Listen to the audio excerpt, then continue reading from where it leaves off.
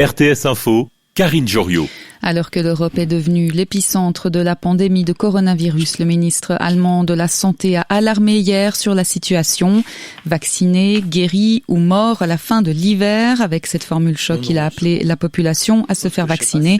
Vive inquiétude en Allemagne, mais également en Autriche, qui a entamé un nouveau confinement hier. Les autorités s'alarment de la flambée des cas.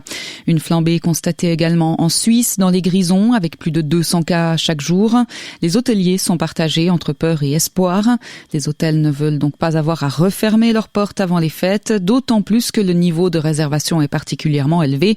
Le constat est identique plus près de chez nous, en Valais par exemple, comme le confirme Jean-Daniel Cliva, hôtelier à Crans-Montana. Les gens ont réservé extrêmement tôt, notamment pour ces fêtes de fin d'année. Et effectivement, des niveaux de réservation qui vont quand même être extrêmement élevés, pratiquement jusqu'à fin février. Donc pour l'instant, l'hiver s'annonce extrêmement bien en termes de réservation. Ce qui a rassuré quand même les gens, c'est la position de la Suisse face à la pandémie l'année passée. Puis l'autre chose, c'est que, étant donné aussi la possibilité d'annulation qu'on offre aujourd'hui, ça permet aux gens de prendre peu de risques finalement de réserver. Donc je pense qu'il y a ce phénomène-là. Les hôteliers grisons sont inquiets. Est-ce qu'en Valais, vous sentez aussi cette inquiétude ? On ne peut qu'être inquiet quand on entend ce qui se passe en Autriche, quand on voit effectivement ce qui se passe dans certaines régions d'Europe. Dans mon cas, on ouvre demain, donc je suis extrêmement positif et on espère qu'on puisse faire face sur le plan sanitaire sans devoir fermer l'économie. Des propos recueillis par Dominique Chauffat.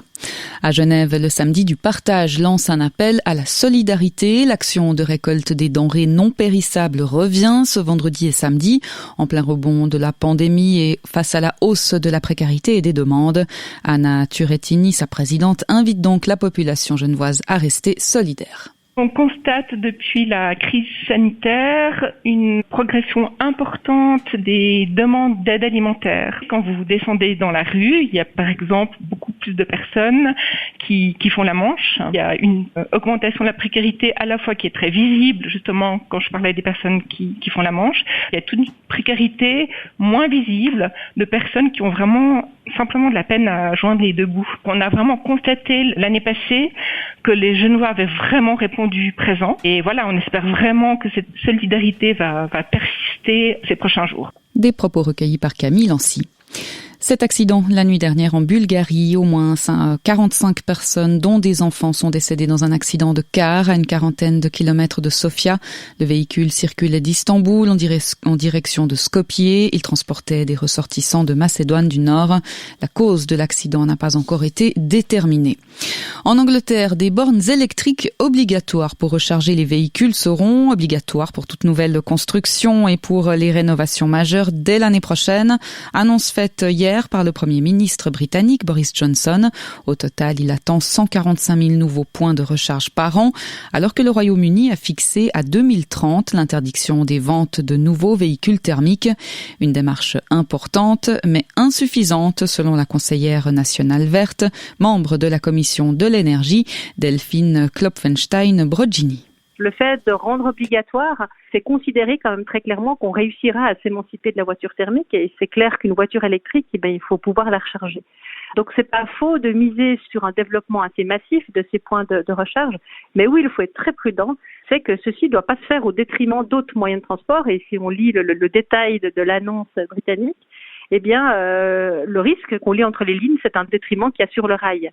Et il faut être extrêmement prudent là-dessus parce que si nous quittons le monde des voitures thermiques, et c'est une bonne chose, il va falloir renforcer massivement le transport ferroviaire, transport en commun en général. C'est ça doit être les politiques publiques aussi des États. Et j'ai pas tout à fait l'impression que ça va dans cette direction au niveau de l'Angleterre. Des propos recueillis par Muriel Balamant. Contribuer au rayonnement du jardin de la Suisse, c'est l'objectif de Légumes Bio Seeland. Cette entité devra générer de la plus-value pour le secteur bio dans la région fribourgeoise de Chiètre. Une convention a été signée hier par l'Office fédéral de l'agriculture, le canton de Fribourg et les porteurs du projet. Budget prévu 80 millions de francs d'investissement et à la clé la création de 200 emplois.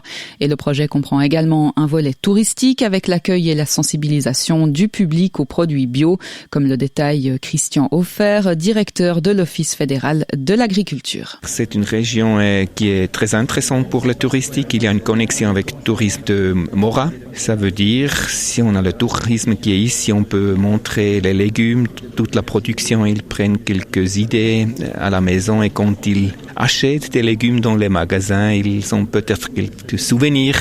Je pense que les touristes vont venir ici et ils vont se décider d'acheter des légumes suisses. 200 emplois vont être créés. Il s'agit de quel type d'emploi ?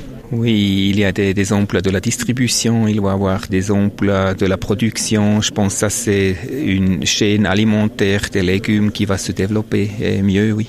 Christian Hofer interrogé par Maurice Doucas. La météo pour aujourd'hui, le stratus sera tenace au nord des Alpes et en Valais avec une limite supérieure passant d'environ 1800 mètres en début de journée à 1400 mètres ce soir. Ailleurs, temps bien ensoleillé, il fera maximum 6 degrés cet après-midi jusqu'à 9 en Valais et toujours une bise soutenue sur le plateau ce matin. Elle va faiblir en deuxième partie de journée. Demain, même type de temps avec en soirée et dans la nuit des passages nuageux de plus en plus importants depuis le sud-ouest. La météo avec Le Gruyère à